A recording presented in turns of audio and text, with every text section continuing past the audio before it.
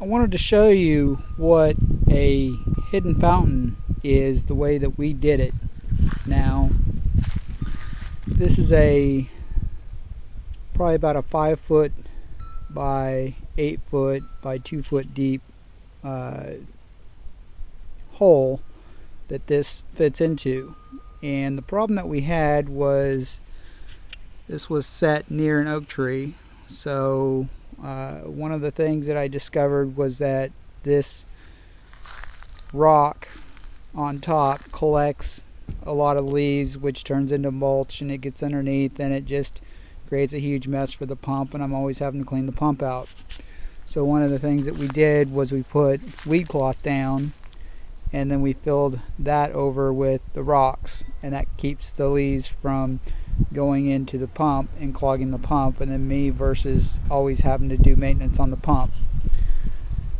So it's now late winter and the pump is going to be turned back on. So what I'm doing is I am laying down a new pond liner and pond pad and pond lighter, because this one's fairly old and it's probably going to crack at some point in time, and I'd rather not need ripping these rocks off the top of this. So anyways, what has basically happened was this is an oak tree, and it's about to shed its leaves in the springtime early, and then what'll happen is, this will get clogged up with a bunch of leaves. But now that we have the weed cloth in, it seems to be doing a pretty good job.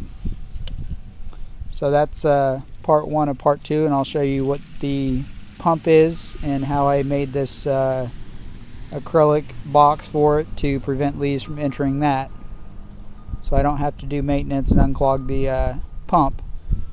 Now this is too large of a hole, obviously, to fill with rocks all the way, and it's not really needed because it's that'd be a whole lot of rocks to be filling this. A lot of times these are rocks, but this is too large. It's really windy out here, and so that's why we have a large diameter circle of rocks around here. So when the water is kicked off the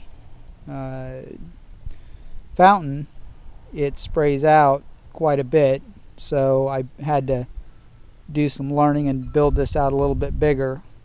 So this is a fairly big hidden fountain, but the reason being is because we live in central Texas, where we have a lot of winds that whip up. So anyways, that's part one, and there's a bird feeder.